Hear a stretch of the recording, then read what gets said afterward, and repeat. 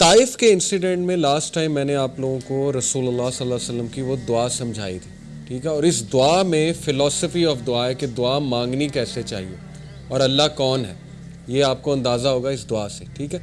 سیرہ کا ایک بہت بڑا فائدہ پڑھنے کا اور سمجھنے کا یہ ہوتا ہے کہ آپ کا زندگی کا فلسفہ کلیئر ہو جاتا ہے، آپ کو سمجھ آ جاتی ہے کہ زندگی میں نے کس کنسیپٹس کے ساتھ زندگی گزارنی ہے، اور یہ بہت بڑی بات ہے، بہت بڑی بات ہے۔ دیکھیں، ایک اچھے ایجوکیشن سسٹم کا مقصد بھی یہ ہوتا ہے کہ ہمیں زندہ رہنے اور جینا سکھائے، یہ نہیں کہ بس ہمیں پیسے کمانا سکھائے، وہ تو ایک بہت ہی اس کا مائنر سا بینیفٹ ہے۔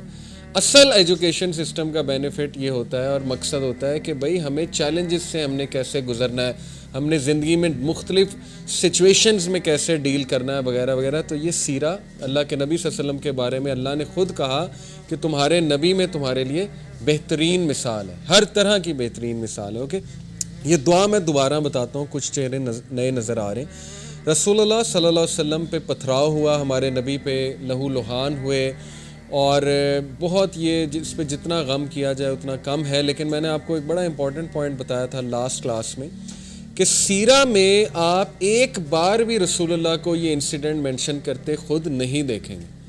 اس سے کیا ثابت ہوتا ہے کہ ہمارے نبی صلی اللہ علیہ وسلم اللہ سے ایمپتھی لیتے تھے، لوگوں سے نہیں۔ سمپتھی لینی ہے تو اللہ سے لیں۔ ایک بار یہ دعا کر لی، اللہ کو رو کے دکھا دیا، سمپتھی لے لی، اس کے بعد کبھی مینشن نہیں کیا۔ صرف تب مینشن کیا جب حضرت عائشہ نے خود پوچھا کہ آپ پہ سب سے ہیوی انسیڈنٹ کون سا تھا؟ کیا احد کا تھا؟ جو احد کی شکست تو نہیں کہیں گے، احد میں جو بھی حادثات ہوئے اس کے بعد تو نبی صلی اللہ علیہ وسلم نے پھر مینشن کیا کہ عائشہ تمہارے لوگوں نے مجھے بہت دکھ دیا تھا، یعنی طائف کے لوگوں نے، لیکن تب بھی کوئی ایسا سینٹینس نہیں کہا جس سے سمپتھی لینا جو ہے وہ واضح ہو رہا ہو۔ اس میں بڑا امپورٹنٹ پوائنٹ ہے کہ دیکھیں مسلمان سٹرونگ ہوتا ہے، سمپتھی اللہ سے لینی ہے ہم نے۔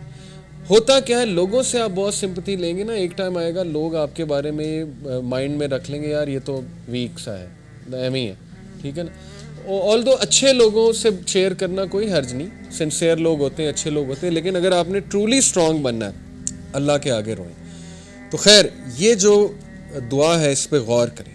او اللہ، to you I complain of my weakness of strength and my helplessness and loneliness before مین۔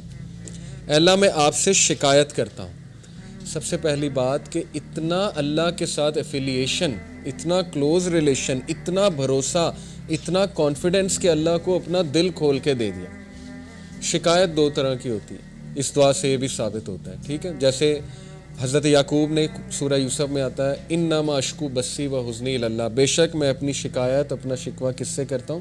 اللہ سے۔ شکایت یہ جو پہلی والی ہے نا، یہ تو جائز ہے۔ یہ کون سی والی شکایت ہے؟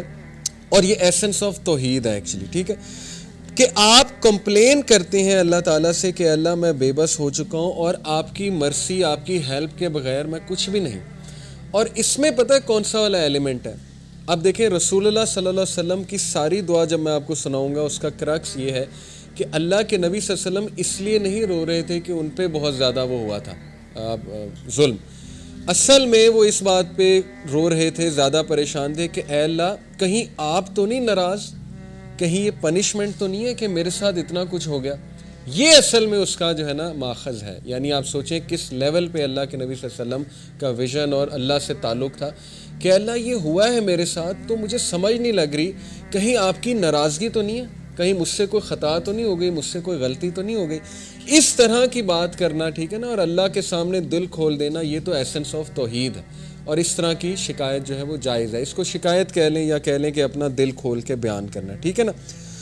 دوسری شکایت جو ہے وہ ہے اللہ کی قدر اور اللہ کی ڈکری کو ریجیکٹ کر دینا، ایکسیپٹ نہ کرنا۔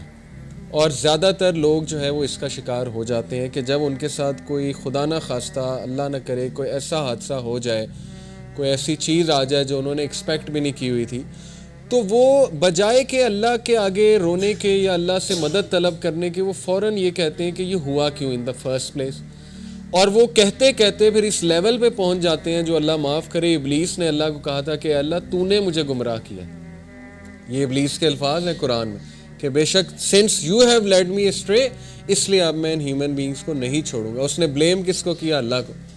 تو خدا نہ خواستہ کہیں ہم اس شکوے کا شکار نہ ہو جائیں کہ ہم اللہ کو بلیم کرنے لگیں، نعوذ باللہ۔ کہ یہ اللہ کی وجہ، اللہ نے کیوں میرے ساتھ ایسے کیا. ٹھیک ہے نا.